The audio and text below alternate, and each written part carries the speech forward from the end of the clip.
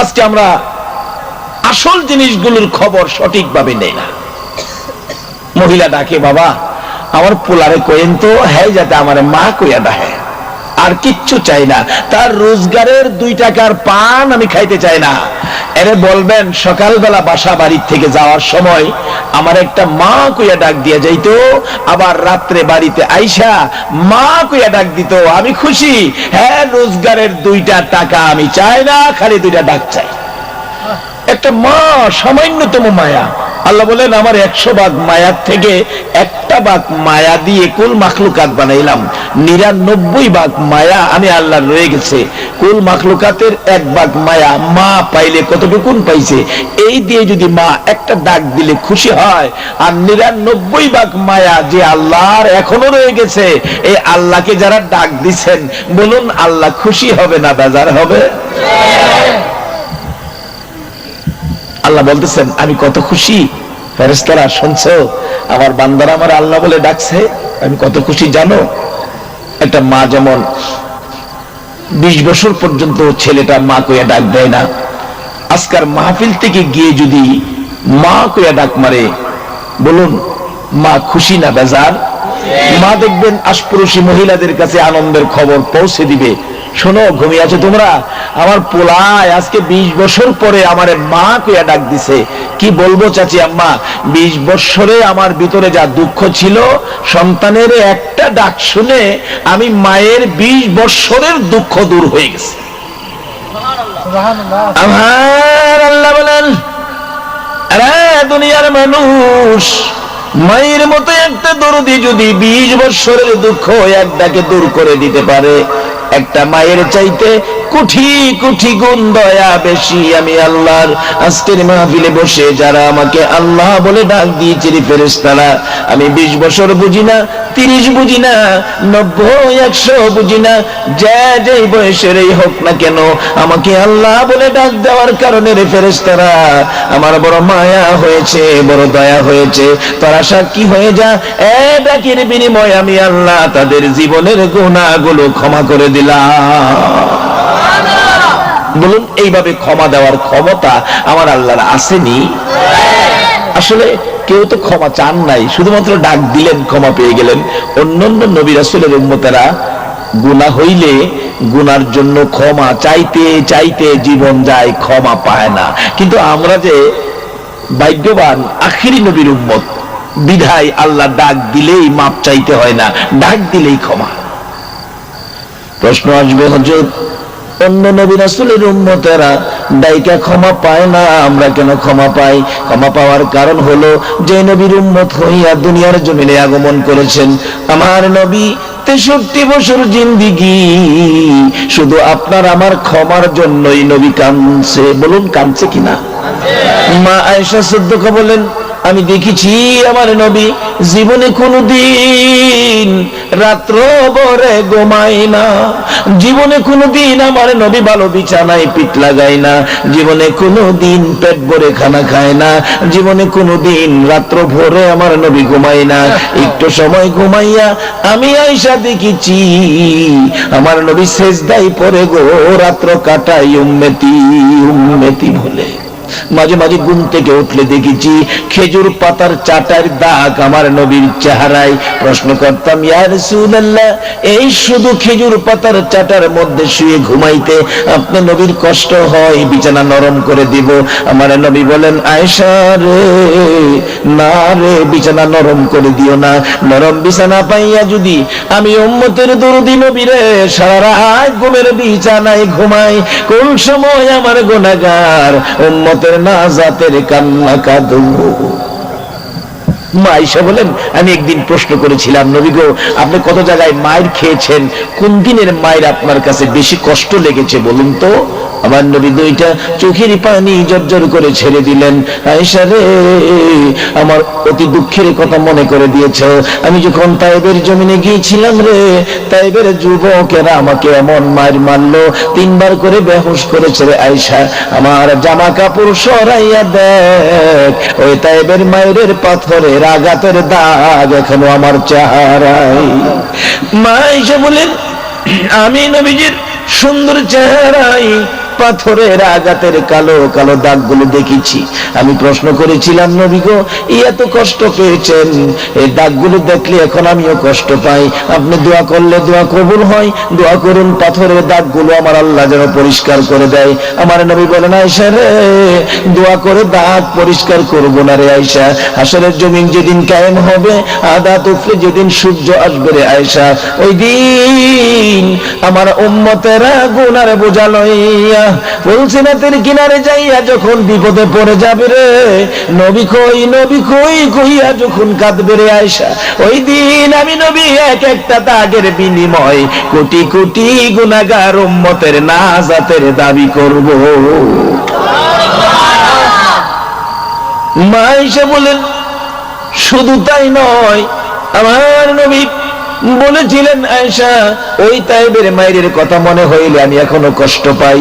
কিছুক্ষণ চুপ করে থেকে রাসূল আবার বলেন, আয়েশা রে, ওই তায়েবের জমিনের মায়ের কথাও আমি রাসূল বুইলা যাই রে আয়েশা, যখন আমার গুনাহগার উম্মতের কথা মনে হয়ে যায়।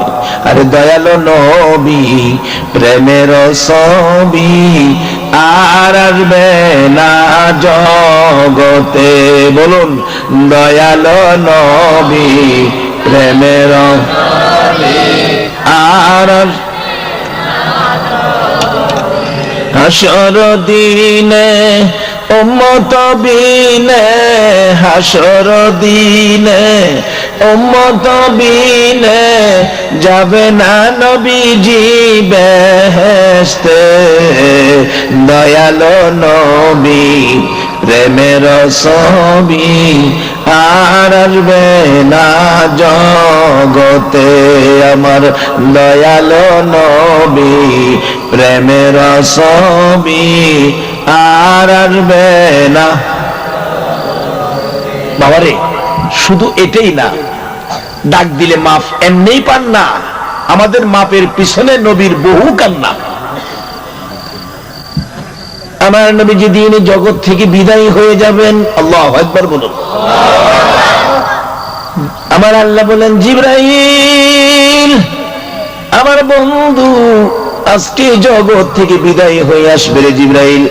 আমার বন্ধু এই জমিনে বহু জায়গায় মার খেয়েছে, বহু জমিনে বন্ধুর রক্ত মুবারক লেগে আছে, এই রক্ত মাখা জমিনে আমার বন্ধুর দাফন করতে দেব না রে জিবরাইল। আমার পক্ষ থেকে একটা প্রস্তাব আমার বন্ধুর দরবারে তুলে ধরো, আমার বন্ধুর দেহ মুবারক আমি আল্লাহর আরশের ডান পাশে দাফন করা হবে। জিবরাইল বলেন, প্রভু গো, এই প্রস্তাবে আপনার বন্ধু খুব খুশি হবেন গো প্রভু। আমার আল্লাহ বলেন, জিবরাইল রে, আমি চাই রে আমার বন্ধু খুশি করার জন্য, আমি তো চাই আমার বন্ধুকে খুশি করতে, যেই বন্ধুকে খুশি করতে চাই আমার আল্লাহ, আমরা সেই নবীর উম্মত। বলুন, আমাদের ভাগ্যটা ভালো না খারাপ? যেই নবীর আল্লাহ,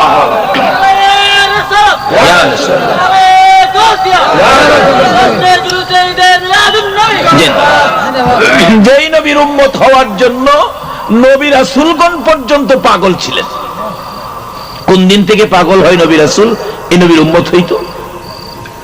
প্রথম নবী, আদি পিতা আদম নবী 120 জোড়া সন্তানের বাবা। বলুন, কত সন্তানের বাবা? অহন যদি 120 জোড়া সন্তানের বাবা চট্টগ্রাম হয়, সরকার শুনলে কেউ তারে তাল ফুটি পাঠাও, কারণ অহন তো আইন এলো ছেলে হোক মেয়ে হোক 12টা ওই যথেষ্ট। কি কন? কয়টা? 2টা? হায় হায়, তাইলে এই আইনের বাইরে আছি। ওহন আল্লাহর রহমতে 3টার বাবা আছে। ছেলে হোক মেয়ে হোক 2টাই যথেষ্ট। আর যদি শুনে 120 জোড়া হইছে, বিশ্বজুড়ে তার বিরুদ্ধে আন্দোলন শুরু হইল। আদি পিতা আদম নবী 120 জোড়া সন্তান নিয়ে এইভাবে ওয়াজের মাহফিল ওয়াজ করতেছেন। স্টেজে বসা আদি পিতা আদম নবী 120 জোড়া সন্তান নিচে বসে ওয়াজ শুনে। আদম নবীর সাবজেক্ট হলো, ওয়াজের সাবজেক্ট হলো আখিরি নবী। সুবহানাল্লাহ, আসতে কইলেন। আজকে সেই নবীরে চিনি না, যত ধাক্কা ধাক্কি, যত মাসলা, যত ধাক্কা ধাক্কি এই নবীরে লইয়া। অথচ এই নবী না হইলে বলুন এ আসমান জমিন হইতো, চট্টগ্রাম হইতো, চন্দ্র সূর্য হইতো, বেহেশ হইতো, এই পৃথিবীর কোনো কিছু হইতো, আরশ কুরসি লৌহ কলম হইতো, নামাজ হইতো, নামাজ। একবার মক্কার মদিনায় ঝগড়া করে, মক্কা কয় মদিনা রে তোর তো দাম নাই রে মদিনা, আমি কত দামি। মদিনা জিগায় তোর এত দাম কি দিয়া? মক্কা কয় তুই টের পাস না, আমার মধ্যে জমজম, জমজম, সাফা মারোয়া, মিনা মুজদালিফা, আরাফা, এমনকি খানায় কাবাও আমি মক্কাতে, তোর কি আছে? মদিনা ডাকে, মক্কা জমজম লইয়া, সাফা মারোয়া, মিনা মুজদালিফা লইয়া, আরাফা লইয়া অহংকার করিস না, খানায় কাবা লইয়া তাকাব্বুরি করিস না। আমি মদিনার দিকে তাকাইয়া দেখরে এমন এক নবী আমি মদিনার বুকে ঘুমাইছে রে। মক্কা এমন এক নবী আমি মদিনার বুকে ঘুমাইছে রে, যেই নবী না হইলে তোর খানায় কাবা হইতো না। এই নবী বাদ দিয়া আল্লাহ পাওয়া সম্ভব হবে? মিলাদুন নবী বাদ দিয়া আল্লাহ চিনা সম্ভব হবে?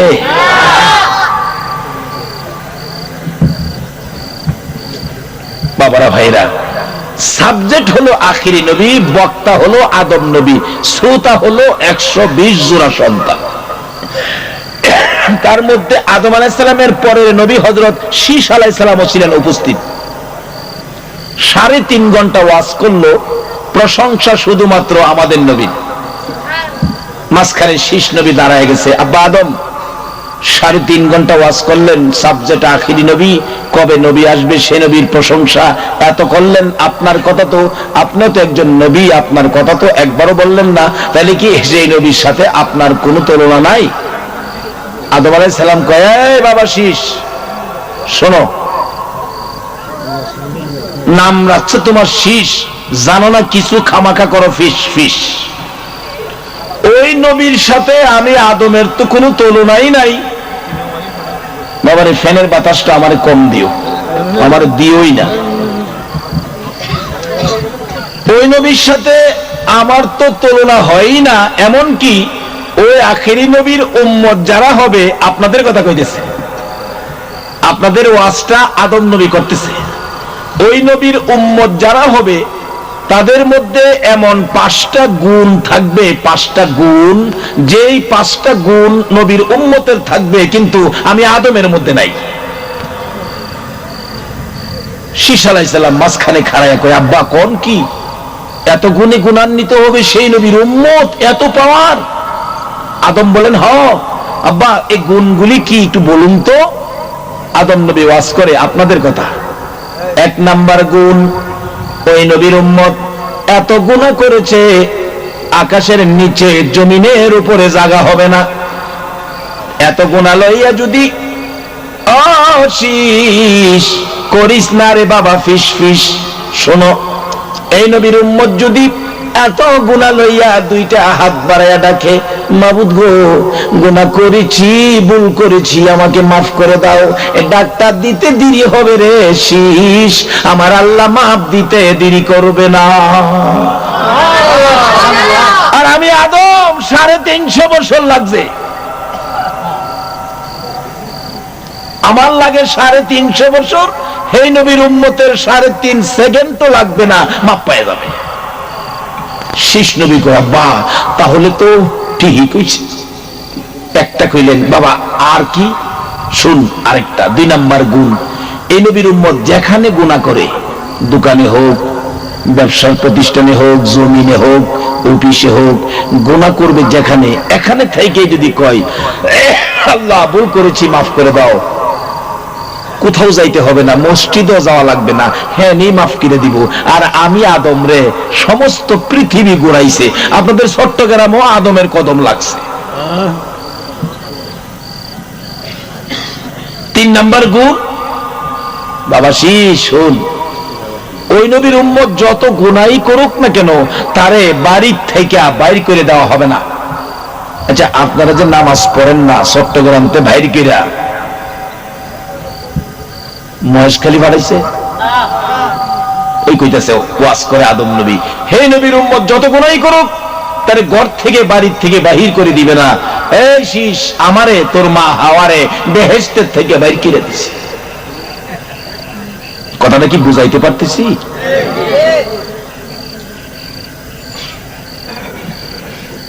বাবা 4 নাম্বার গুণটা কোন? তো আদম নবী কয়, বাবা শীষ শোনো, 4 নাম্বার গুণ হইল ওই নবীর উম্মত যত গুনাই করুক না কেন তার পরনের কাপড় খুইলা তারে উলঙ্গ করবে না, কিন্তু আমাকে তোর মা হাওয়াকে দুজনকে কাপড় খুইলা উলঙ্গ করে ফেলাইছে। বাবা 5 নাম্বার গুণ কোন? তো বাবা রে শোন, 5 নাম্বার গুণ ওই নবীর উম্মত যত গুনাই করুক না কেন তার কাছ থেকে তার বিবিকে দূরে সরাবে না, কিন্তু আমার কাছ থেকে তোর মা হাওয়ারে কই নিয়ে ফেলাইছে, কই যাও ভাই না। বাবা আদম, তাহলে তো কথা বলাইস না, আমি তো পাইতাম না, তুই যদি হেই নবী পাস নবতী ছাইরা উম্মতি হয়ে যাইস। কোন নবীর উম্মত? এক ডাকে মাপ পেয়ে যান, আসুন সামনে বাড়ি। কষ্ট হবে আপনাদের? এই নবীর জন্য কষ্ট করতে রাজি আছেন না? কেন কষ্ট করবেন না? নবী যেদিন উহুদের জমিনে 2টা দান মোবারক শহীদ, নবী কাঁদতে ছিলেন, ও সাহাবীরা কে কোথায় আছো? আমার 2টা দান মোবারক ভেঙে গেছে, রক্ত মোবারক, নবীজির দাড়ি মোবারক বেশে গেছে, জামা লাল হয়ে গেছে, তারপরও নবীকে ঘেরাও করে ফেলেছে শত্রুরা। মাথার উপর আঘাত শুরু করে দিলে, একের পর এক আঘাত, মাথার লোহার টুপি ভেঙে টুকরা টুকরা হয়ে জমিনে পড়ে গেলেন। তারপরও মারতেছেন, 2টা লম্বা টুকরা অংশ 2 পাশে দিয়ে মস্তকের ভিতরে ঢুকে গেলেন। এত গভীরে ঢুকলো, আমার নবী বলেন তাই নাও খুলতে পারি না। ব্যথায় ব্যতীত অস্থির হইয়া মাথা চক্কর খাইয়া জমিনে পড়ে গেলেন আমার নবী। তারপরও মারতেছে শত্রুরা নবীজিকে দুনিয়ার থেকে বিদায় করে দেওয়ার জন্য। এমনি সময় হযরত জিবরাইল 2 হাত বাড়াইয়া আমার নবীরে কুলে উঠাইয়া শিশু বাচ্চার মতো নবীকে টান দিয়া সরাইয়া নিয়ে আসছে। উহুদ পাহাড়ের মাঝামাঝি, নিচ থেকে দেখা যায় না এমন একটা জায়গায় নবীকে নিয়ে জিবরাইল ডাকতেছেন, উহুদের পাথর রে, ও উহুদের পাহাড় দেখ, যে নবী না হইলে তোরা হইতি না, আরশ কুরসি লৌহ কলম হতো না, আমি জিবরাইল হতাম না। এই নবীকে মারতে মারতে বেহুশ করে ফেলেছে, একটু বিছানার ব্যবস্থা করে দে, আমি আল্লাহর বন্ধুকে শোয়াইয়া রাখি।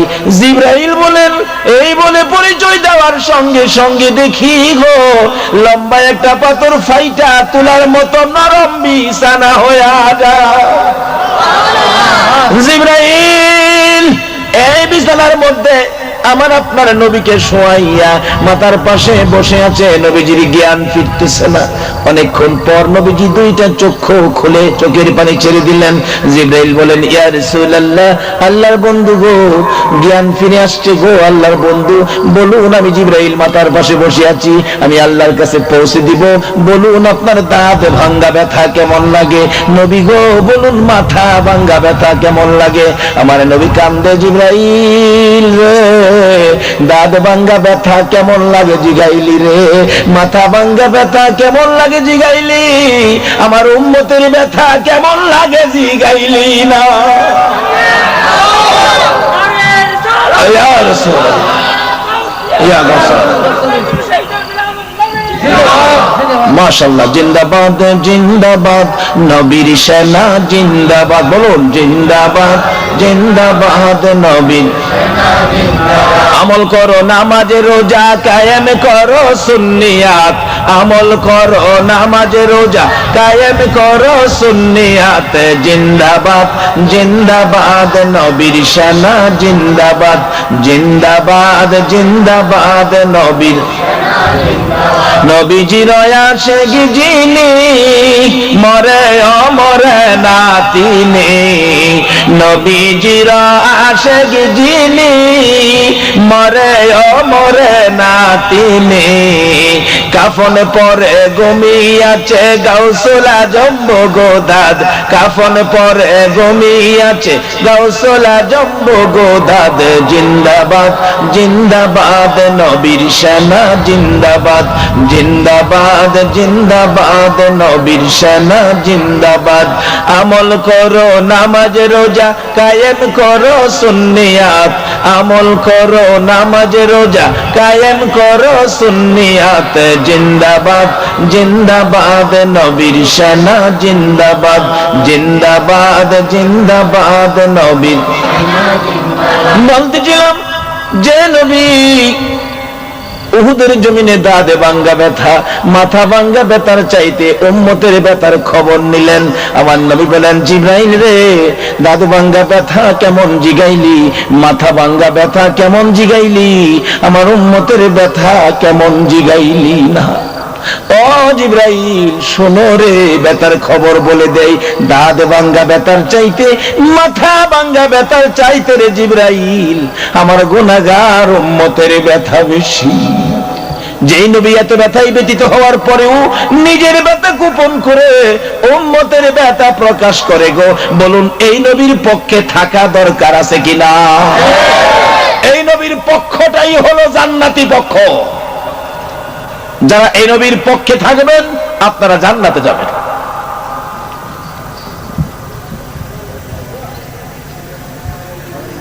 তাই বলতেছিলাম এই নবীর উম্মতের মর্যাদা কত। আদম নবী ওয়াজ করেন, বাবা শীষ ফিস ফিস করিস না, যদি সুযোগ পাস, আমি তো পাইতাম না, হে নবীর উম্মত হয়ে যাইস গা। মাঝখানে আবার খার হইছে, আব্বা আদম তে এই হেই নবীরে ফেরেশতারা সেজদা করবনি, আপনারে দি ফেরেশতারা সেজদা করছে, তো দাম দিয়ে আপনারই বেশি। আদম নবী কইছিস সেজদা ফেরেশতারা আমারে করে নাই রে, দেখাইছে আমারে, হাকিকতে আমারে না। আমারে যেদিন ফেরেশতারা সেজদা করে এদিন ওই নবীর নূরে মুহাম্মাদি আমার কপালে ঝুলাইতে ছিল। আসলে সেজদা হই নবীর নূরে মুহাম্মাদি সাল্লাল্লাহু আলাইহি সাল্লাম কে করেছেন, আমারে নয়। কাজী কথা বাড়াইস না, হেই নবীর উম্মত হয়ে যাইস গা। এই দরখাস্ত আস্তে আস্তে একজনের পর একজন হযরত ঈসা আলাইহিস সালামের কানে পৌঁছলে ঈসা নবী কয়, নবীর উম্মত না বানাইলে দুনিয়া ছাড়তাছি না। কান্নাকাটি করে দরখাস্ত মঞ্জুর করাইলেন। আল্লাহ প্রমাণ রাখলেন ঈসা আলাইহিস সালামকে দিয়ে যে এই নবীর উম্মত হওয়ার জন্য নবী রাসূলগণ দরখাস্ত করেছেন, আর বিনা দরখাস্তে যে আল্লাহ আমাদেরকে সেই নবীর উম্মত করে এই যে মিলাদুন নবী, নবীর আগমনের চাঁদে এই মাহফিলে এত রাত্রে ধৈর্যের সহিত বসে থাকার তৌফিক দিলেন। বললেন সে আল্লাহকে ডাক দিলে আল্লাহ কি এই নবীর উম্মতের সহজে মাপ দিবেন না? আরে মুসা নবীর উম্মতের ঘটনা দেখেন। মুসা আলাইহিস সালামের যুগে একটা যুবক ছিল মুসা নবীর উম্মতের মধ্যে, সে 200 বছর পর্যন্ত কোনো ভালো কাজ করে নাই, খারাপ পাইলে ছাড়ে নাই। এভাবে অন্যায় অপরাধ জুলুম অত্যাচার করতে করতে লোকজন তাকে লকব দিলেন জালিম। এমনকি আরো বললেন এই লোকটা সমাজের মধ্যে সবচেয়ে বড় অপরাধী, সবচেয়ে বড় পাপী, নাফরমান বলে মানুষ চিনে ডাকে। মৃত্যুবরণ করলে 200 বছর নাফরমানি করে মৃত্যুবরণ করলে এলাকার লোকজন তাকে কাফন দাফনে যায় না, গলায় রশি লাগাইয়া তার মরদেহ লাশটাকে সামাজিকভাবে শেষরাইয়া অপমান করে শহরের ময়লা যেখানে রাখে ময়লার উপর নিয়ে ফেলে দিলেন, পচে গলে শেষ হয়ে যাক। 2 দিন 3 দিন পার হইয়া 3 রাত যেদিন পার হবে আবার আল্লাহ ডাকে, মুসারে আমার একটা বন্ধু ময়লার মধ্যে পড়ে আছে, আমার বন্ধুটাকে তোমার দায়িত্বে কাফন দাফন করো। মুসা আলাইহিস সালাম বলেন কি কোথায়? ময়লার উপরে। ময়লার উপরে তো আপনার বন্ধু না, সে তো নাফরমান। এলাকার মানুষ সবাই যাকে নাফরমান কয়, সামাজিকভাবে যাকে বয়কট করেছে, আপনি তাকে বন্ধু বলেন, কারণ কি? ও মুসা, তোমরা দেখেছো নাফরমানি করেছে, অন্যায় অপরাধ জুলুম অত্যাচার করেছে, তাই তোমরা নাফরমান ডাকো। আমিও জানি সে নাফরমানি করেছে, কিন্তু দিনের বেলা এগুলি করতো। ও মুসা, রাত্রে যে কি করছে তোমরা জানো? তাই না তো, রাত্রের বেলা আমার এই বন্ধুটা কি করছে জানো? তোমাকে যে তাওরাত কিতাব দিলাম, তাওরাত কিতাবের মধ্যে আমাদের নবীর নাম বহু জায়গায় দেওয়া আছে। যত জায়গায় মুসা নবীর নাম, যার উপরে কিতাব, তার চেয়ে বেশি আমাদের নবীর নাম। মুসা, তোমরা যখন ঘুমের ঘরে ঘুমিয়ে যাও তোমাদের চোখে যে নাফরমান যুবকটা ছিল রে, আমি আল্লাহ দেখেছি ওই যুবকটা রাত্রের বেলা ঘুমাইবার আগে তাওরাত কিতাবটা টাইনা নামাই, তাওরাত কিতাব নামাইয়া এক একটা পৃষ্ঠা করে খুলে আর তালাশ করে আমার নবীর নাম কোথায় আছে। রে মুসা, সমস্ত কিতাব খুলে খুলে প্রত্যেক দিন রাত্রের বেলা আমার হাবিবের নামের উপর মহব্বতে চুমা খাইছে রে। কোনদিন আমার বন্ধুর নামে চুমা না খাইয়া রাত্রের বেলা এই যুবকটা নাফরমানটা ঘুমায় না। তাই আজকে মৃত্যুবরণ করার পর তোমরা সবাই নাফরমান বলেছো, আমিও জানি নাফরমান, কিন্তু আমার হাবিবের নামের উপর আমার বন্ধুর নামের উপর মহব্বতে চুমা খাইতো। আজকে আমি তার জীবনের সকল নাফরমানি গুলো একদিকে নিলাম, আমার বন্ধুর নামের চুমা রে মুসা আরেকদিকে নিলাম। আমি আল্লাহ তাকাইয়া দেখি নাফরমানির চাইতে আমার বন্ধুর নামের চুমা বড় ভালো লাগে রে। আল্লাহু আকবার। ইয়া রাসূলুল্লাহ, ইয়া রাসূলুল্লাহ। মুসা, আমি যার প্রেমে কুল কায়নাত বানাইলাম, ওই নবীর নামে চুমা খাওয়ার কারণে তার নাফরমানি ক্ষমা করে দিয়ে আমি আল্লাহ তার বন্ধু বানাইলাম। মুসা নবীর উম্মত যদি আমাদের নবীর নামে চুমা খাইয়া 200 বছরের নাফরমানি ক্ষমা পাইতে পারে গো, সেই নবীর উম্মত হইয়া কি আমরা জীবনের গুনাহ ক্ষমা পাইতে পারি না? মুসা নবীর উম্মতে আমরা নবীর নামে চুমা খাইয়া মাপ পাইলা, আমরা কেন মাপ পাইতাম না? আজকে সব বাইর করবো, আল্লাহ যদি তৌফিক দেন। আপনারা কি আর ঘন্টাখানি সময় দিতে রাজি আছেন? আল্লাহ কবুল করো, সকলে বলো না আমিন। সময় দিলে ঠকবেন না, বাজেট হবে, পুরস্কার হবে। কি বাজেট পাইবেন এটাও আলোচনায় আসতেছে। যাই হোক, এখন আমি আলোচনায় ঢুকি নাই, এখন আমি ভূমিকার মধ্যে আছি। আমরা কোন নবীর উম্মত হয়ে বসেছি, আমাদের পুরস্কার কি, তাই বলতেছিলাম। আল্লাহ রাব্বুল আলামিন আমাদেরকে এক ডাকে মাফ করে দেন। কেন মাফ করেন? নবী যেদিন এই জগৎ থেকে বিদায় হবে, আমার যে কথাটা ছিল, আল্লাহ বলেন জিবরাইল আমার বন্ধুর দাফন আরশের ডাইন পাশে হবে। নবীজি এত সুন্দর প্রস্তাব পায়া খুশি হয় না। জিবরাইল বলে, হুজুর কোন নবীর উম্মতের দাফন আরশে হয় না, শুধু আপনার জন্য খুশি হন। আমার নবী দুইটা চোখের পানি এতিমের মতো ছাড়তেছে, কোনো কথাই কয় না।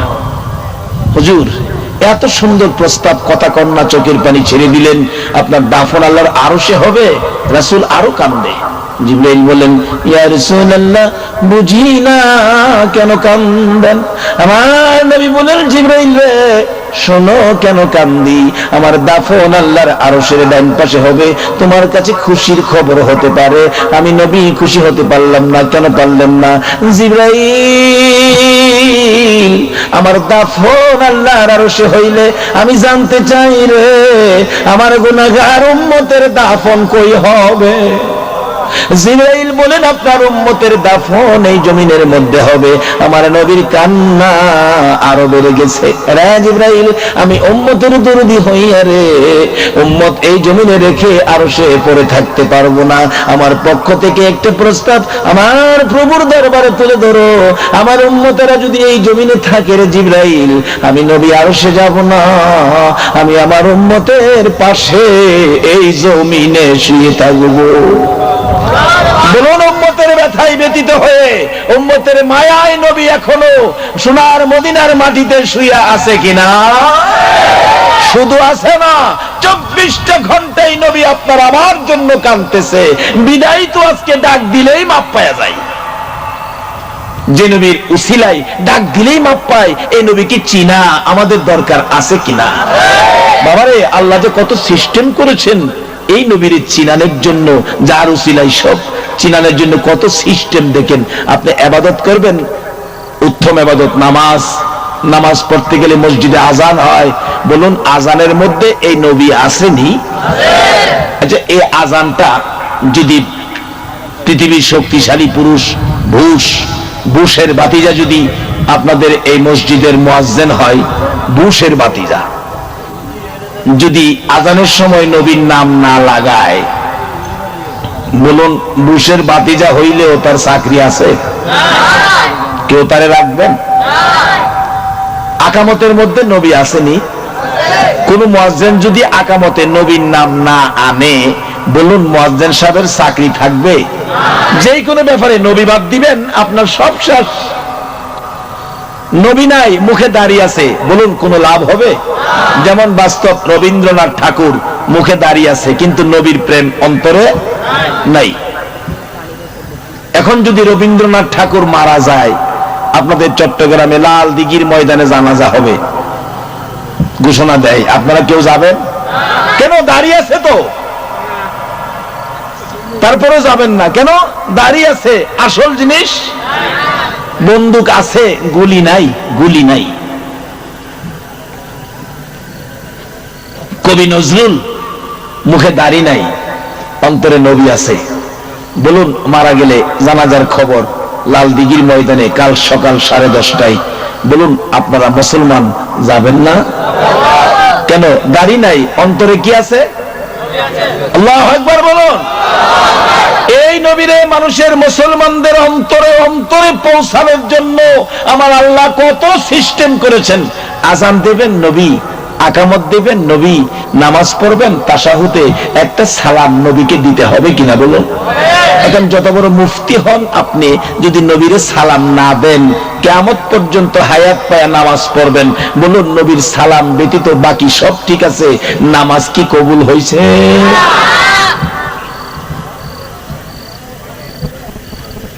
উত্তম ইবাদত নামাজ, 5 ওয়াক্ত নামাজ মসজিদে জামাত হয়। বলুন দিনের প্রথম নামাজটা কোনটা? ফজরের নামাজ কয় রাকাত? 4 রাকাত পড়লে কিভাবে পড়বেন? 2 রাকাত 2 রাকাত 2 রাকাত সুন্নত, 2 রাকাত ফরজ। আচ্ছা সুন্নত আগে পড়বেন না ফরজ আগে পড়বেন? সুন্নত আগে কেন দিল, সিস্টেম কেন করা হলো, এটাই বুঝাইতে চাই। এই সুন্নত যার স্মরণে তোমরা পড়বা, এই নবী যদি সৃষ্টি না হইতো তাহলে ফরজের সৃষ্টি। সকল ইবাদতের দরজা হলো নবী মুহাম্মদুর রাসূল। আল্লাহ ইয়া রাসূল ইয়া রাসূল জিন্দাবাদ। আজকে এই নবীর থেকে মুসলমানদেরকে দূরে সরানোর কারণেই বিশ্ব জুড়ে মুসলমান মার খায়। বাবারা কষ্ট হইতেছে আপনাদের? আমার নবী বললেন, জিবরাইল আমার উম্মতেরা এই জমিনে থাকবে, আমি আরশে যাব না, আমি উম্মতের মায়ায় এই মদিনার মাটিতেই পড়ে থাকবো। এই প্রস্তাবটুকুন আমার আল্লাহর দরবারে তুলে ধরো। বলুন এখনো আপনার আমার মায়ায় নবীজি সোনার মদিনায় শুয়ে আছে কিনা? 24 ঘন্টাই নবী আপনার আমার জন্য কাঁদতেছেন। আল্লাহু আকবার বলুন। বলতেছিলাম আমার নবী ডাকতেছেন, আরে জিবরাইল জিবরাইল, আমার উম্মতেরা এই জমিনে থাকলে আমি নবী আরশে যাব না, আমি উম্মতের পাশে এই জমিনে শুয়ে থাকবো। জিবরাইল বলেন, ইয়া রাসূলুল্লাহ আমি আশ্চর্য হলাম, এত আরামের বিছানা, এত সুন্দর ব্যবস্থাপনা, আল্লাহর আরশের মধ্যে থাকবেন না, উম্মতের মায়ায় এই জমিনের মধ্যে শুয়ে থাকবেন, উম্মত ছেড়ে আরশে যাবেন না। জমিনে শুয়ে থাকলে আপনার কি লাভ হবে, আপনার কি উপকার হবে, আপনি কেমন শান্তি পাবেন? আল্লাহু আকবার বলুন। আমার নবী বুঝাইতে চাই, এরা জিবরাইল শোনো আমার কি শান্তি কি লাভ হবে। দুনিয়ার জমিনে দেখবি একটা মা বাচ্চা নিয়ে যখন শুয়ে থাকে, এটা বাচ্চার মা, বাচ্চা পাশে মা ঘুমাইতেছেন, বলুন বাচ্চার পাশে বাচ্চার মা ঘুমিয়ে থাকলে, বাচ্চাটা কাছে থাকলে মার কাছে শান্তি লাগে না অশান্তি লাগে? দেখবেন বাচ্চা প্রস্রাব করে একেবারে বিছানা ভিজায় ফেলছে, শুকনা বলতেই নাই, মা প্রস্রাবের ভিজা জায়গায় শুইয়া বাচ্চাটাকে শুকনা জায়গায় রাখলেন। প্রস্রাবের ভিজা জায়গায় শুয়ার পরেও বাচ্চা যদি মায়ের কাছে থাকে, বলুন তারপরে মায়ের শান্তি না অশান্তি? আর যদি মাকে চট্টগ্রামের সবচেয়ে দামি বিল্ডিং, চট্টগ্রামে সবচেয়ে আরামের বিছানা, পৃথিবী বিখ্যাত বিছানা, দামি বিল্ডিং এর মধ্যে করে ওই বাচ্চার মাকে বিল্ডিং এর মধ্যে রেখে 2 জন বান্দি দিলেন তার খেদমতের জন্য, তার 6 মাসের বাচ্চা ছেলেটাকে ঢাকা হসপিটালে ভর্তি করা হয়েছে। বলুন বাচ্চা যদি হসপিটালে থাকে ঢাকা, চট্টগ্রামের সবচেয়ে দামি বিল্ডিং, পৃথিবী বিখ্যাত বিছানা, বাচ্চাটা শুধু ঢাকা, এই দামি বিছানায় দামি বিল্ডিং এ মার কি সারা রাত ঘুম হইছে? কথাটা কি বুঝাইতে পারলাম না? এত দামি বিল্ডিং, এত আরামের বিছানা, বাচ্চাটা অসুস্থ, হসপিটালে ঢাকা, চট্টগ্রামে কি মা এই বড় বিছানায় ঘুম কি হইছে? একটু পরে পরে দেখবেন মা জানালা খুলে, বাবা বাবা তুমি কোথায় আছো, কি জানি করতেছো। যেই বান্দিরা পাশে ছিল খেদমতের জন্য, তারা বলতেছেন আপা কি খালি বাচ্চা বাচ্চা করেন, এত দামি বিছানা পৃথিবীতে নাই, আপনি ঘুমান, আরামে ঘুমান। মা দেখবেন বলবেন তোমরা আছো তোমাদের আরামের বিছানা লইয়া, আমার যে বাবা নাই কাছে, আমি যে সন্তানের জন্য কত ব্যথা পাইতেছি, এই বিছানাই তো আমার শান্তি হবে না। বলুন একটা মা বাচ্চার জন্য যত দরদ, আমার নবী উম্মতের জন্য দরদ বেশি হবে না কম হবে? আমার নবী বলেন জিবরাইল, একটা মা যেমন বাচ্চা হসপিটালে থাকলে আরামের বিছানায় পিঠ লাগায় না, ঘুম হয় না, আমি নবী উম্মতের এই জমিনে ফালাইয়া আল্লাহর আরশে আমি নবী শান্তি পাবো না। জিবরাইল রে, দুনিয়ায় দেখেছি মুরগি যখন বাচ্চা ফোটায় রে জিবরাইল, আল্লাহু আকবার বলুন। নবী উম্মতের দরদ কত বুঝাইতেছেন জিবরাইল। মুরগি যখন বাচ্চা ফুটাই রে, বাচ্চা লইয়া মা মুরগিটা সমাজের মধ্যে ঘোরাঘুরি করতে থাকে, বাচ্চার উপর যদি কোনো বিপদ দেখা দেয় রে জিবরাইল, দেখবি মা মুরগিটা আকাশে চিলকাক উড়াল দেয় বাচ্চা নেওয়ার জন্য। মা মুরগিটা দেখবি বাচ্চাদেরকে বিপদ থেকে বাঁচানোর জন্য মা মুরগিটা এইভাবে দুইটা পাখা বাড়াইয়া ডাকতে থাকে, ও সন্তানেরা আয়, আমি মায়ের পাখার নিচে আয়, বিপদ দেখা দেয় রে জিবরাইল। ওই মা দেখবি দুইটা পাখা বাড়াইয়া বাচ্চাদেরকে ডাকে, আয় আমি মায়ের পাখার নিচে আয় রে, আমি মা বেঁচে থাকতে একটা সন্তানও চিলকাকে নিতে দিব না। জিবরাইল ওই বাচ্চাগুলো মায়ের ডাকে দৌড়াইয়া মায়ের পাখার নিচে ঢুকে রে, মা মুরগিটা বাচ্চাগুলো পাখার মধ্যে লইয়া বুকে লইয়া বড় শান্তিতে বসে থাকে রে জিবরাইল। এমনি সময় আমারও মন চাই রে, আমি আর সে যাব না, সোনার মদিনার মাটিতে থাকবো।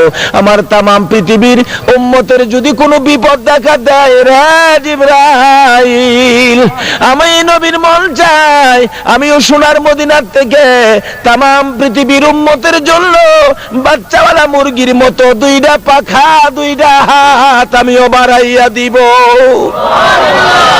আমি আমার তামাম পৃথিবীর উম্মত গুলো হাতের মধ্যে লইয়া আমার মন চাই সোনার মদিনার মাটিতে সুখে শান্তিতে পড়ে থাকবো।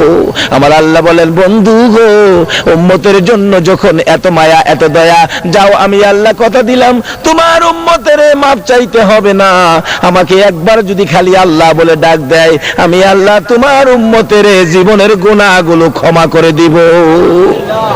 যে নবীর উসিলায় এত সহজ এত সুযোগ পাইলাম, এই নবীর উম্মত কিভাবে হওয়া যায় এটা বোঝার জন্য একটু আলোচনা করব। এই নবীর আলোচনা, এই নবীর উম্মত হওয়ার আলোচনা শোনা, কিছুক্ষণ শোনা আমাদের দরকার আছে নেই? তাই আসুন আমি অল্প সময়ের মধ্যে মাইক ছেড়ে দিব, আলোচনা যাচ্ছি কিভাবে আমরা সে নবীর উম্মত হতে পারি। মহব্বতে দুরূদ শরীফ পড়ুন। আল্লাহুম্মা সাল্লি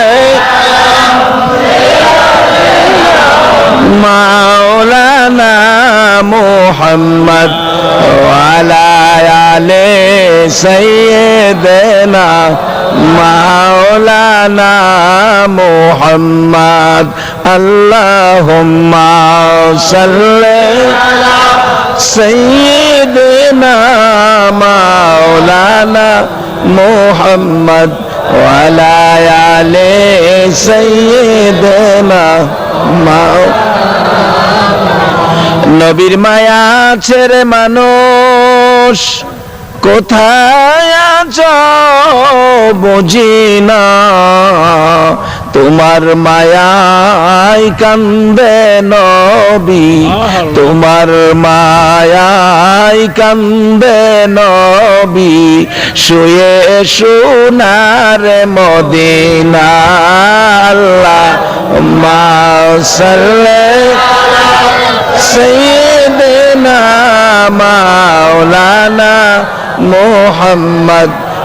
আলা সাইয়্যিদিনা بلغ العلا بكماله كشف الدجى بجماله حسنت جميع خصاله صلوا عليه আসুন আলোচনায় যাচ্ছি। আমি পবিত্র কোরআন শরীফ থেকে সর্বপ্রথম তেলাওয়াত করেছি কুল্লু নাফসিন যায়িকাতুল মাউত।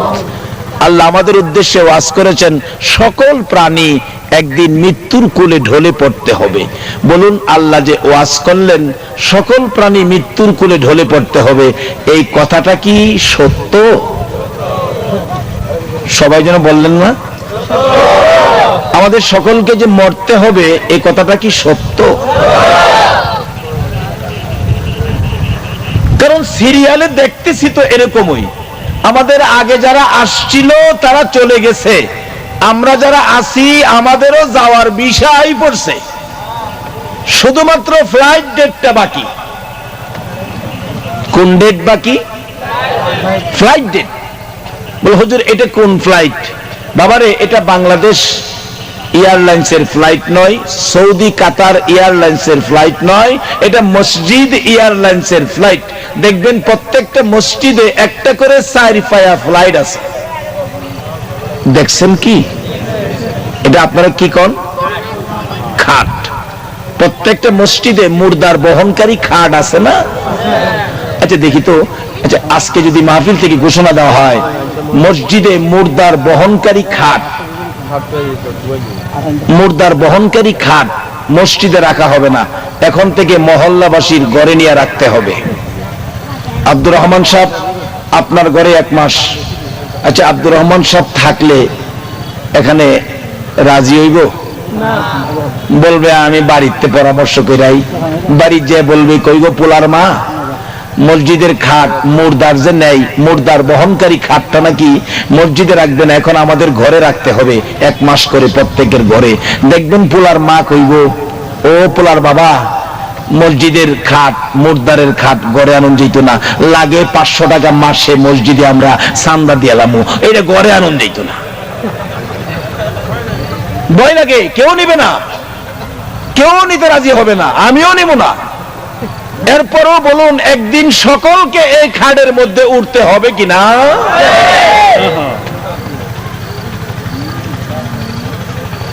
যে খাটটাকে এত ভয় পান, আপনাকে এই বিমানে করে বিদায় দিবে।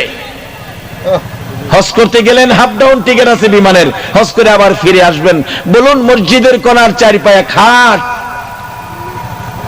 এই ফ্লাইটে হাফ ডাউন টিকিটের ব্যবস্থা আছে? এটা শুধুমাত্র যাওয়ার টিকিট, আসার টিকিট নাই। তাই আগে যারা গেছে আসে নাই, আমরাও যাওয়ার ভিসা আইসা পড়ছে, শুধু ফ্লাইট ডেটটা বাকি। বাবারে, কবে জানি কার ফ্লাইট ডেটের খবর হয় মসজিদের মাইকে। অনেক সময় আমাদের গ্রাম এলাকায় দেখছি আজানের টাইম ছাড়া মসজিদের মাইক চালু দিলেই কলিজা চিপা মারে, নিশ্চয় মৃত্যুর খবর কইব। আজানের টাইম ছাড়া মাইক চালু দিলেই ভিতরে ভয় লাগে।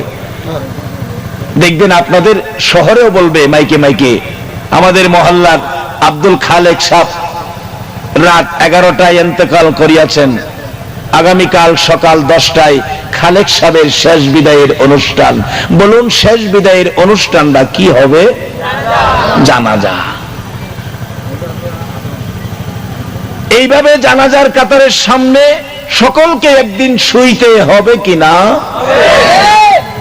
জানাজা দিয়ে আপনাকে আমাকে কোন দেশে পাঠাবে? মালয়েশিয়া পাঠাবে? সৌদি পাঠাবে? কুয়েত, কাতার? কোন দেশে পাঠাবে?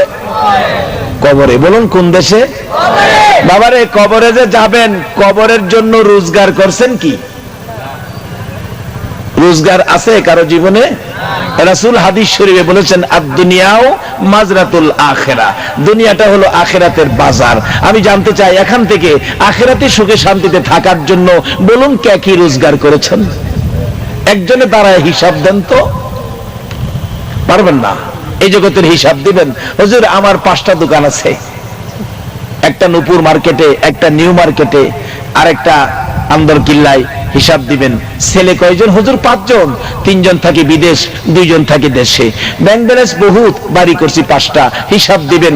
আমি জানতে চাই, সাদা কাফন পরে যেদিন মসজিদ এয়ারলাইন্সের বিমানে কবরে যাবেন, এই কবরের জন্য কে কি রোজগার করেছেন একটু হিসাব দেন। পারবেন না? আমিও পারবো না। আমার এক ভদ্রলোক বেচারা তবলিগ করে, তবলিগের আমির, এক বাজারে দোকানদারি করে। আবার আমি যাওয়ার পরে আমার কয়, হুজুর কেমন আছেন? আমি বললাম যে আছি, আল্লাহ রাখছে, গরিবানা শুরুতে আল্লাহ কোন রকম রাখছে। বেচারা দোকান থেকে বসার থেকে রাগে উইটা দাঁড়ায় গেছে। তবলিগের আমির, তবলিগ করে বেচারা। হ্যাঁ, আপনি গরিব? কি বললেন? আপনার ঈমান নষ্ট হয়ে গেছে, তওবা পড়েন, কালিমা পড়েন, এই করেন সেই করেন। বাজারের মধ্যে তো বুঝে নেই, অন্তত 100-2 মানুষ জমা হয়ে গেছে। আমি কোনো কথা কই না, একেবারে রাখি। বাবারে বাবা। অবশেষে বললাম বসেন, গরিব বলতে কি বুঝেন? তবলিগের আমির বেটা জিজ্ঞাইলাম, গরিব বলতে কি বুঝেন? গরিব বলতে বুঝি যার হাত পাও নাই, রুজি রোজগার করতে পারে না, সে তো গরিব। আপনার তো সব আছে, আপনার অনেক রকম সুবিধা ভোগ করতেছেন, আপনি কেন বললেন গরিব? আমি কি, ও আপনি এটুকুন বুঝছেন এই পর্যন্ত? আমি বুঝছি ওইদিকে রাসূল বলছে আদ-দুনিয়া ও মাজরাতুল আখিরা, দুনিয়াটা আখিরাতের বাজার। কাজী আখিরাতের সুখ শান্তির জন্য ভাই সাহেব এই পর্যন্ত আমি 10টা টাকা রোজগার করতে পারি নাই, তাইলে কি আমি আখিরাতের চোখে আমি গরিব না? তখন চোখের পানি ছেড়ে দিছে জর্জর করে। 200 লোক বলতেছেন, হুজুর আপনি তো ঠিক আছেন, সেই তো বেজাল।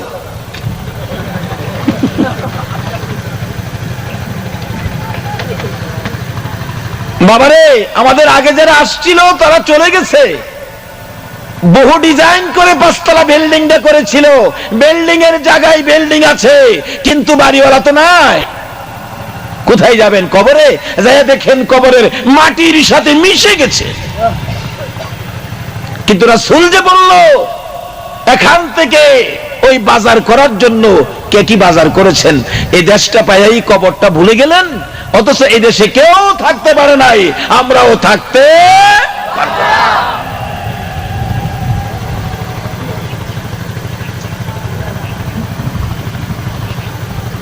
কোন কবরে যাবেন? 91 সনের বাস্তব ঘটনা। পাকিস্তানের পীরদুহা কবরস্থান, একটা যুবক ছেলে মারা গেলে 91 সনে মাসিক পত্রিকা পেয়েছি খবরটা, লাশটাকে নিয়ে গেছে কবর করে কবরে দাফন করবে। যায়া দেখে পীরদুহা কবরস্থানের কবরের মাটি, কবরটা বন্ধ হয়ে গেছে। অর্থাৎ কবরে বুঝাইতেছে তোর মতো পাপীকে রাখবো না।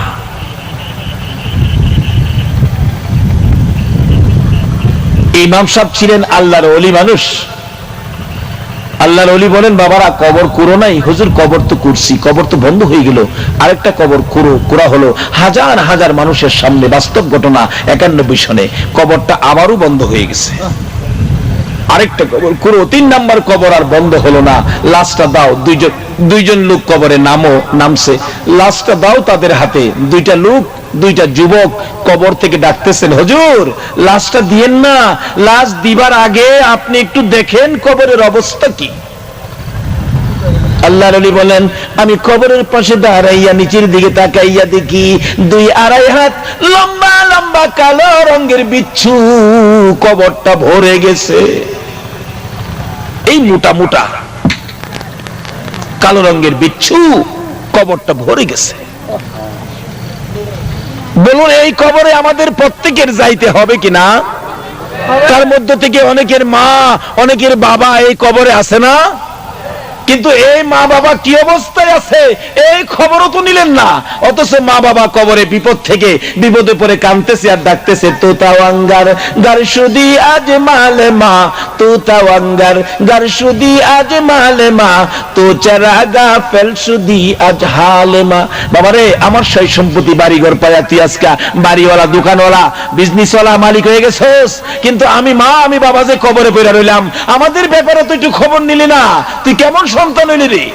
তুমি যখন লেখাপড়া করতা চট্টগ্রাম থেকে ঢাকা, 1 মাস পরে বাড়িতে আসতা, ও বাবা 1 মাসের বেশি যদি একদিন হয়ে যাইতো, আমি মা সারা রাত কাঁদছি, বিছানা ভিজাইছি, কেন আমার বাবা আসলো না, একদিন দেরি সহ্য করতে পারছি না। আদুরের সন্তান, 3 বছর 4 বছর 5 বছর যাবত কবরে পড়ে রইলাম আমি মা আমি বাবা, একদিন তো আমাদের খবর নিলে না। নিজেরাও তো যাবেন, যারা গেছে তাদের খবর নিলেন না, আমরা গেলে কি অবস্থা হবে এই চিন্তাও তো করলেন না। আসলে এই চিন্তা করার জন্য, বোঝানোর জন্য আলেম ওলামারা আমার নবীর হাদিসের বলে আপনাদেরকে বুঝাইতে থাকবে। আর দুনিয়া ও মাজরাতুল আখিরা, নবীর হাদিস, নবীরে যারা ভালোবাসেন নবীর হাদিসগুলি মানতে হবে, এখান থেকে আখিরাতের রোজগার করেন, সদাই করেন। তবে আমার বিশ্বাস যারা আজকে নবীর ভালোবাসায় এখানে বসে আছেন, এই কষ্ট করতেছেন, আপনাদের একটা রোজগার হয়ে গেছে। রোজগারটা কি হয়ে গেছে বাস্তবে আসেন। কষ্ট হইতেছে আপনাদের? আপনাদের রোজগারটা কি হয়েছে বাস্তবে আসেন। ভারতবর্ষের ইতিহাস, এই ভারত যখন ব্রিটিশ শাসন করত, ব্রিটিশের শাসন আমলে এই ভারতের এক লেখক, বই লেখক, সে বই লিখেছে, বইটার নাম দিয়েছিল রঙ্গিলা রাসূল। নাউজুবিল্লাহ। আমার নবীরে কলঙ্ক করে বই লিখছে। এই বইটা যখন প্রকাশ হলো, আপনাদের মতো নবীর আশেক পাকিস্তানের জমিনে, আজকে যেই পাকিস্তান থেকে তাহের শাহ হুজুর রহমান, তাহের শাহ হুজুর এই জমিনে এসে আল্লাহর ওলি তাহের শাহ হুজুর রহমান, তাহের শাহ হুজুর মুদ্দাজিল্লাহুল আলী এই জমিনে এসে জশ্নে জলসে যখন চট্টগ্রামে পাও বাড়ায়, বলুন চট্টগ্রামের মাটি থরথর করে কাঁপে কিনা? সেই পাকিস্তানের এক আশেক যুবক, যার নাম ইতিহাসে আসছে আব্দুর রশিদ, আপনাদের মতো যুবক আব্দুর রশিদ বইটা পেয়ে রাত্রে ঘুমায় না। আপনারা যেমন ঘুম হারাম করে দিয়েছেন, নবীর ভালোবাসায় রাত্র জাগ্রত থাকবেন। আল্লাহর কসম, যারা নবীর ভালোবাসায় চোখে ঘুম দেয় নাই, এই চোখের জন্য জাহান্নামের আগুন হারাম হয়ে যায়। আব্দুর রশিদ ঘুমায় না, রাত্রে ঘুমায় না। মা বারবার যে আব্দুর রশিদ ঘুমাও না কেন? মা কিভাবে ঘুমাবো? এই রাসূল, আমার রাসূলকে কলঙ্ক করেছে, এই যে বই লিখেছে রঙ্গিলা রাসূল, আমার ঘুম হয় না মা, ঘুম হয় না। নবীর ভালোবাসা সহ্য করতে পারতেছি না। হ্যাঁ, এমন দুশমন, এমন নাফরমান আমার নবীরে কলঙ্ক করেছে, ঘুমায় না। সকালবেলা গোসল করে পায়জামা পাঞ্জাবি পরে মায়ের পায়ে সালাম করে চোখের পানি ছেড়ে দিয়ে ডাকে, মা, মাগো বিদায় দাও গো মা, যদি বেঁচে থাকি দেখা হবে, না হয় দেখা হবে হাসরের ময়দানে। আব্দুর রশিদ ভারতের জমিনে চলে গেলেন, ডাকতেছেন, এই রঙ্গিলা রাসূল লেখকের বাড়িটা কোনটা? একজন দেখাইয়া দিলেন সামনের বড় বাড়ি। ডাকতেছে, এই বই লেখক বাড়িতে আছেন? বেরিয়ে আসছে, হ আছি তো। কি ব্যাপার, এই বই আপনি লিখছেন? হ্যাঁ। বাবারে, আমার নবী কি ক্ষতি করেছে আপনাকে, নবীরে যে কলঙ্ক করলেন? বলুন, নবী জীবনে কোনো মানুষের ক্ষতি করেছে? যারা নবীর ক্ষতি করত, নবী তাদের খেদমতে যাইত। আল্লাহু আকবার বলুন। আপনারা ছোটকালে বই পড়েছেন না, এক দুষ্ট বুড়ির কাহিনী? নবী যেই পথে চলতো, এই পথে বুড়ি কি করত? এই তো মাশাআল্লাহ, দেখছেন সুন্দর লাগে। যেই পথে নবী হাঁটতো, এই পথে বুড়ি কি করত? কাঁটা দিয়ে রাখতো। আর এই কাঁটা নবীজির পায়ে ফুটলে বুড়ি কি করত? কি করে হাসতো? খিলখিল করে। এতো দেখছেন, যারা পড়ছেন এগুলি মনে আছে। খিলখিল করে হাসতো। আমার নবী কষ্ট পাইতো, বুড়ি হাসতো। নবী দেখে একদিন রাস্তায় কাঁটা নাই, নবী ভাবলেন কি ব্যাপার, রাস্তায় কাঁটা নাই, বুড়ি কি তাহলে কোনো বিপদে আছে, অসুস্থ হয়ে গেল? নবীজি বুড়ির বাড়িতে গেলেন। কি আদর্শ, কি চরিত্র, কি আখলাক, কি গুণ, কি অবস্থা আমার নবীর! এই নবীরে কলঙ্ক করলে এটা মুসলমান সহ্য করতে পারে না। নবী বুড়ির বাড়িতে গেছে, যায়া দেখে বুড়ি অসুস্থ। নবীজি বুড়ির খেদমত করতে শুরু করে দিলেন। এটা হলো নবীর আদর্শ। তাই কোন কবি বলেন, অস্ত্র সারা যুদ্ধ করে দুনিয়া করলো জয়, তাই তো আজি মানবে দানবে মোহাম্মদ নাম লয়।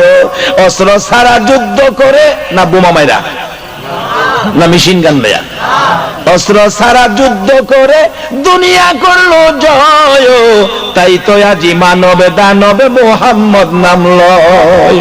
আমার নবীর যুদ্ধ ছিল আদর্শের যুদ্ধ, ভালোবাসার যুদ্ধ, চরিত্রের যুদ্ধ, মহব্বতের যুদ্ধ। তাই আজকে সবাই আমার নবীকে মানতে হয়। আল্লাহু আকবার বলুন। আব্দুর রশিদ জিজ্ঞেস করেন কি অপরাধ করেছিল? অপরাধটা অপরাধ বুঝি না, আমি লেখক, কত কিসিমের বই লিখবো, এটা কি তোমার কাছে জবাব দিতে হবে নাকি? কথা বলতে দিলি আব্দুর রশিদ পাঞ্জাবির নিচ থেকে ছুরিটা বাহির করে তার কলিজাটার মধ্যে মারছে, জমিনে পড়ে গেছে, রক্তে লাল, জিব্বাটা বাহির করে দুনিয়া থেকে বিদায়। লোকজন বলেন তোমার বাড়ি কোথায়? পাকিস্তান। নাম কি? আব্দুর রশিদ। এ কি করেছো? ব্রিটিশের আইন বড় কড়া, ব্রিটিশের পুলিশ তোমাকে ধরে নিয়ে যাবে, তুমি তাড়াতাড়ি সরে যাও। আব্দুর রশিদ বলেন না, আমি বিশ্ববাজারে প্রমাণ করে দিব নবীর দুশমন বিদায় করে দিয়েছি। পুলিশ এসে গেলেন, ব্রিটিশের আইন, পুলিশ ধরে নিয়ে গেলেন, কোর্টে উঠাইলেন। বিচারপতি জিজ্ঞেস করে, আব্দুর রশিদ তুমি কি এই কাজ করেছো? জি স্যার। সাক্ষী? সাক্ষী লাগে না তো, মুসলমান কোনদিন মিথ্যা কথা কয় না। আজকে এই মুসলমানদের ধ্বংস আসার কারণ কি? মুসলমান নবীর আদর্শে আদর্শিত হতে পারল না, মুসলমান মিথ্যার প্যাকেটের ভিতরে ঢুকে গেছে। আসুন নবীর আদর্শকে আবার বাস্তবায়িত করি, এই দেশে রহমত আসবে, বরকত আসবে। আমার আল্লাহ প্যাকেট করে নবীর উম্মতকে বাঁচাবে। কেন বাঁচাবে না? নূহ আলাইহিস সালামের যুগে আল্লাহ বলছে, নূহ তুফান দিয়ে পানি দিয়ে সব শেষ করে দিব, তুমি তোমার উম্মত যারা আছে, যারা কালিমা পড়েছে, তাদেরকে নৌকায় উঠাইও, আর পশু পাখিদেরকে জোড়া জোড়া করে নৌকায় উঠাইও। এক বুড়ি ছিল কালিমা পড়নেওয়ালা, বুড়ি কয়, নূহ নবী আমি তো ছেলে মেয়ে নাই, আমি বুড়া মানুষ, কোন সময় বিপদ আসে, ঝড় তুফান আসে, আমি তো খেয়াল থাকে না। বাবারে তুফান আসলে, বিপদ আসলে আমারে কিন্তু মনে করে নৌকার মধ্যে উঠাইয়েন, নাইলে কিন্তু আমি মরে যাব। কিন্তু ঝড় তুফান, বৃষ্টি শুরু হলো, পানি আসতেছে, বিপদ হয়ে গেল, কিন্তু নূহ নবী বুড়িকে নৌকায় উঠাইতে মনে নাই।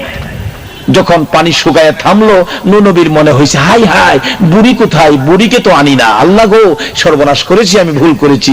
আল্লাহ কই, ভুল করছস, একটু দেখে আস না বুড়ির খবরটা কি। তার বাড়ির দিকে যায়, নূহ নবী নৌকাতে নেমে দৌড় দিছে বুড়ির বাড়ি লক্ষ্য করে। দৌড় দেখে ওই বুড়ি ছোট্ট কুড়ে ঘরের মধ্যে থাকতো, কুড়ে ঘর থেকে বেরিয়ে ডাকতেছে, ও নূহ নবী বিপদ কি আইসা পড়তেছে?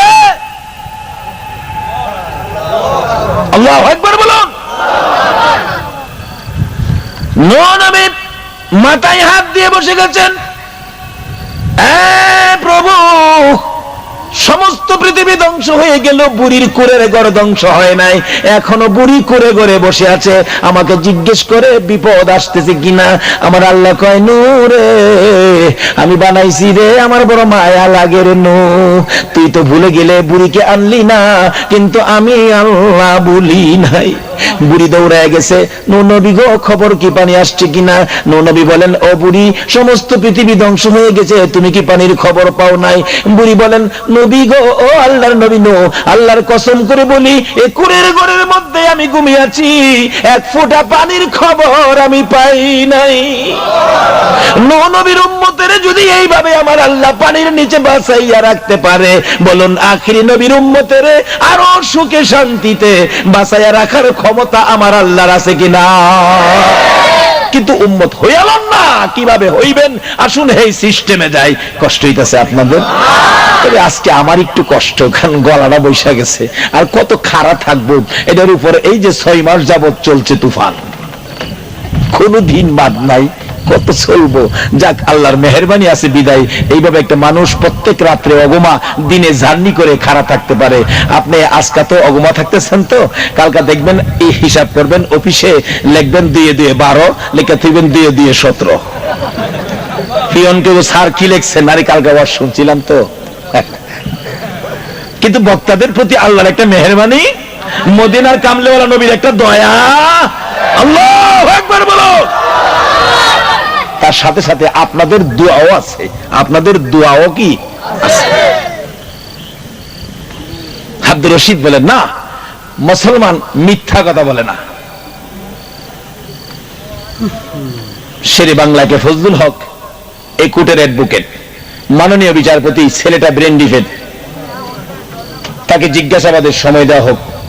ঠিক আছে, পিছিয়ে নিয়ে ডাকি, আব্দুর রশিদ তুমি খালি বলবে এই কাজ কে করছে আমি জানি না, তাইলে আমরা আইনের ফাঁকে তোমাকে বাঁচাইয়া দিব, একথা বলো না। আব্দুর রশিদ কয়, স্যার মুসলমান তো মিথ্যা কথা বলে না, কাজী আমি মিথ্যা কথা বলতে পারবো না। এভাবে 3 দিন বুঝাইলেন, হ্যাঁ একটাই কয়, মুসলমান মিথ্যা বলতে। মিথ্যা যদি আপনি না বলেন, বলুন নবীকে পাইবেন কিনা বিপদে? বাস্তব কিভাবে আইছে দেখেন। আব্দুর রশিদ 3 দিন পরে কোর্টে উঠলে বিচারপতি বলেন, কি খবর? জি স্যার, আমি সেই অপরাধী, তোমাকে ফাঁসি দেওয়া হবে। দেন, আগামীকাল সকাল 10:30টায় তোমার ফাঁসি। ঠিক আছে, এখন তো তোমার একদিনের হায়াত আছে, তুমি কিছু বলবে? আব্দুর রশিদ বললেন, বিচারপতি কোনো আপত্তি নাই, তবে একটা দাবি করি, যে মা আমার মতো একটা নবীর আশেক আব্দুর রশিদ পেটে রাখছে, এ মায়ের পাশে একটা রাত্র আমি থাকতে চাই। যাও, বিদায় দিলাম। আব্দুর রশিদ বলেন, আমি বাড়ির কাছে যাইয়া শুনি আমার মা কান্দে। কি ব্যাপার, মা কান্দে কেন? বাড়ির ভিতরে ঢুকলাম, মা কান্দে। মা গো, কেন কান্দো গো মা? মা বলেন, আব্দুর রশিদ রে, কেন জানি আমি মায়ের কলিজায় আগুন জ্বলে। বলুন, সন্তানের উপর যদি কোনো বিপদ আসে গো, আগে জানে কে? মা বলেন, রে আব্দুর রশিদ, কেন জানি আমার কলিজায় দাউ ধাউ করে আগুন জ্বলছে, ব্যাপার তো বুঝতে পারলাম না। এবার আব্দুর রশিদ 2টা চোখের পানি ছেড়ে দিলেন। মা গো, ও মা, ব্যাপার শুনে নাও, কেন তোমার কলিজায় আগুন জ্বলেছে? মা, আগামীকাল সকাল 10:30টায় তোমার আব্দুর রশিদের ফাঁসি হয়ে যাবে। মা বলেন, সেজন্যই তো আমার কলিজায় আগুন জ্বলছে। মা, কাইন্দো না, তোমার ভাগ্য ভালো গো, এমন সন্তান পেটে নিছো যে সন্তান নবীর ভালোবাসায় জীবন দিতে যাচ্ছে। মা, তুমি কাইন্দো না। এবার বলতেছেন, মা কি করবে তুমি এখন? মা, একটা রাত্র সময় নিয়ে আসছি, এই রাত্রটা তোমার পাশে ঘুমাবো। মা বিছানা করতেছে, চোখের পানি দিয়ে বিছানা সাজাইতেছে। রাত্র গভীর হয়ে গেলে আব্দুর রশিদকে লক্ষ্য করে মা ডাকতেছে, আব্দুর রশিদ রে, আয় রে বাবা, বিছানায় শুয়ে যাও, তুমি সারা রাত ঘুমাবি, আমি মা ঘুমাবো না, মাতার পাশে বসে বসে তোমাকে দেখবো, মন ভরে তোমাকে দেখবো, জীবনের শেষ দেখা দেখবো। আব্দুর রশিদ, কালকে এমন সময় তো বিছানা খালি থাকবে রে, ঘুমা রে বাবা, ঘুমাও। আব্দুর রশিদ বিছানায় শুয়ে গেলেন। কিছুক্ষণ পরে বিছানার থেকে চট করে উঠে দৌড়াইয়া দরজার কিনারে চলে গেলেন। মা ডাকে, আব্দুর রশিদ, কালকে তুমি বিদায় হয়ে যাবে, বিদায়, তোমার বুঝি ঘুম হয় না, কষ্ট হয়, মনে অশান্তি ছটফট করে?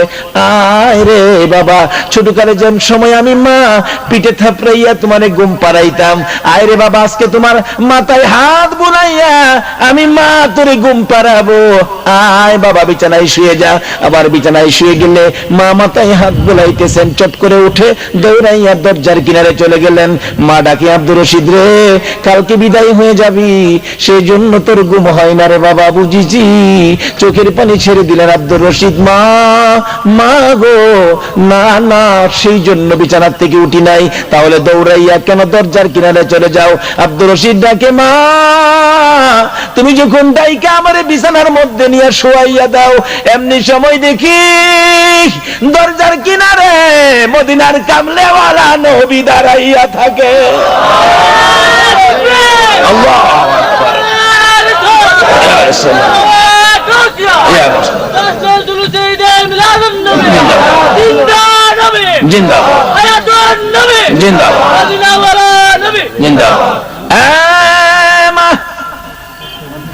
আমার দরজার কিনারে দাঁড়াইয়া গো মদিনার কামলেওয়ালা নবী কান্দে আর ডাকে, আব্দুর রশিদ রে, এই বিছানায় ঘুমাইস না রে আব্দুর রশিদ, আমি নবীর ভালোবাসায় জীবন দিতে যাচ্ছ, আমি মদিনার কামলেওয়ালা নবী ভারতের জমিনে এসে গেলাম।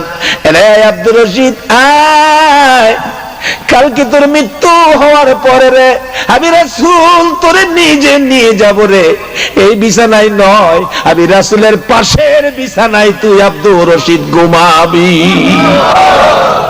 আব্দুর রশিদ যদি এই কাজ করে নবীর বিছানার পাশের বিছানায় ঘুমাইবার যোগ্যতা অর্জন করতে পারে, এই রবিউল আউয়ালে ঈদে মিলাদুন নবীর পক্ষে যারা নবীর ভালোবাসায় এই পর্যন্ত আলোচনা শুনেছেন, আমার মন কয় আপনাদের জন্য আমার নবী ফুলসিরাতের ঘাটে বসে থাকবে, আপনাদেরকে না লইয়া আমার নবী ফুলসিরাতের ফুল পার হবে না।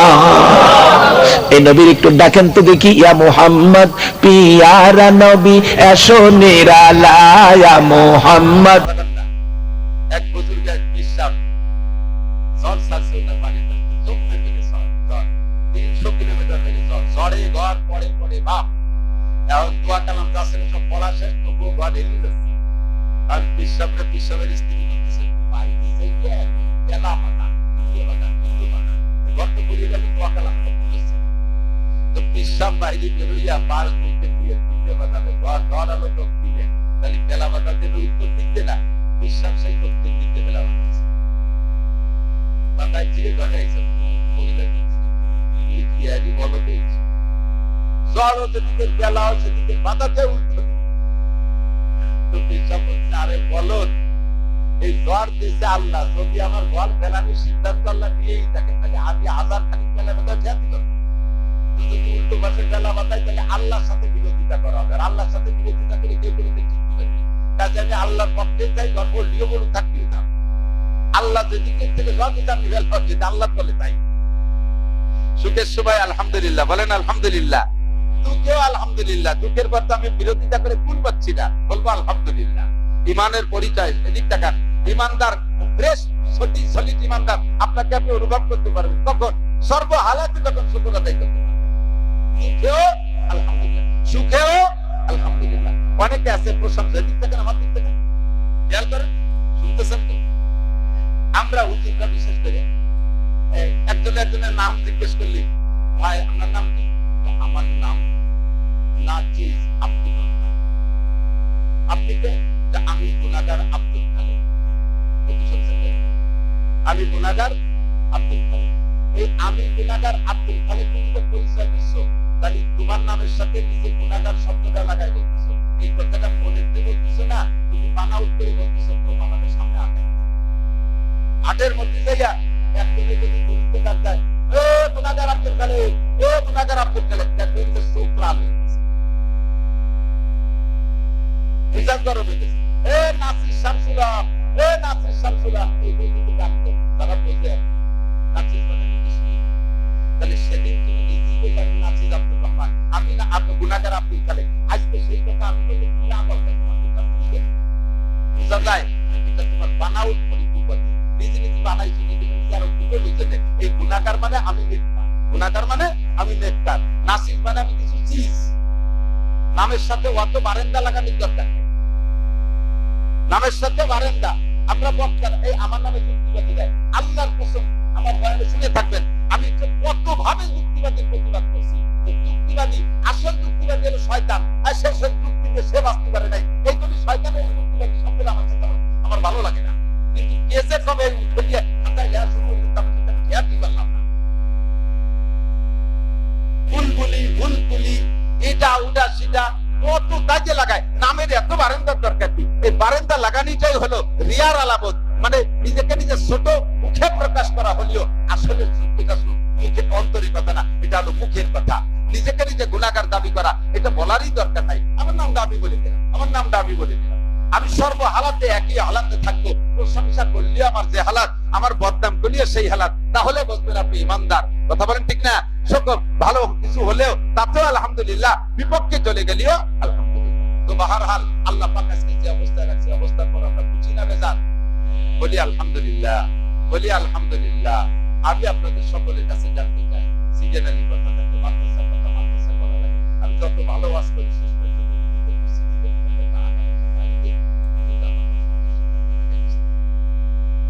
ওয়াজ করবো সারা রাত, ভালো আপনারা বসে থাকবেন, সবাই কিন্তু টাকা উঠে না দিলে তবে সে টাকা উঠে বিশ্বাস এক টাকাও ঠিক আছে তো ভয় নেই। তবে জিজ্ঞাসা করতে চাই, আপনারা কি সুখে থাকতে চান না অসুখে থাকতে চান? শান্তি চান না অশান্তি চান? শান্তি চান তো? সত্যি শান্তি চান? আমিও শান্তি চাই। আল্লাহ পাক শান্তি চাওয়া শিখে রব্বানা বলবেন, রব্বানা আতিনা ফিদ দুনিয়া হাসানা ওয়া ফিল আখিরাতি হাসানা ওয়া কিনা আযাবান নার। আল্লামা জালালউদ্দিন রুমি রাহমাতুল্লাহ আলাইহি আয়াতের তরজমাতে শের লেখেন, আতিনা ফি দারে দুনিয়া না হাসান আতিনা ফি দারে দুনিয়া না হাসান, আতিনা ফি দারে উকবা না হাসান। আল্লাহ দুনিয়াও শান্তি চাই, আখিরাতেও শান্তি চাই। দুনিয়াও শান্তি চাই না, আখিরাতেও শান্তি চাই না। দুনিয়ার সুখ শান্তি আমি চাই, দুনিয়ায় হাসি খুশিতে থাকতে চাই, আখিরাতে আমি সুখে শান্তিতে থাকতে চাই। কোন জগতে আমি অশান্তি চাই না। কথা বলুন ঠিক কি ঠিক না? আল্লাহ দুনিয়াও আমাদের জন্য, আখিরাতেও আমাদের জন্য। হারগুলেরা রঙ্গ বুয়ে দেখারাজ, প্রত্যেক ফুলের রং আর ঘেরান আলাদা। খুব মজা, এদিক দেখেন, প্রত্যেক ফুলের রং আর ঘেরান আলাদা। হযরত আবু বকরের স্বভাব একরকম ছিল, হযরত ওমরের স্বভাব আর এক রকম ছিল, উসমানের স্বভাব আর এক রকম ছিল, আলীর স্বভাব আর এক রকম ছিল। সামান্য সামান্য পার্থক্য দিক দিয়ে এই জন্য তো 4 জনের 4 class. Number 1 Abu Bakr, roll number 2 Omar, roll number 3 Usman, roll number 4 Ali. এই 4 জনের 4 জন কি জান্নাতি না জাহান্নামী? জাহান্নামী না জান্নাতি? যার প্রশংসা করা শুরু করব মনে করবেন তিনি সবচেয়ে বড়। সিরাতের কিতাব, তারিখের কিতাব, ইতিহাসের কিতাবের ভিতরে ঢুকলে আবু বকরের জিন্দেগি যখন পড়া শুরু করি মনে হয় যেন বাকি কয়জনের নামে আর কিছু থাকলো না। এক একজনকে আল্লাহ তাআলা এক এক দিকে আগায় দিয়েছে। আরহামু উম্মতি, নবী পাক নিজেই বলেন আরহামু উম্মতি বি উম্মতি আবু বকর।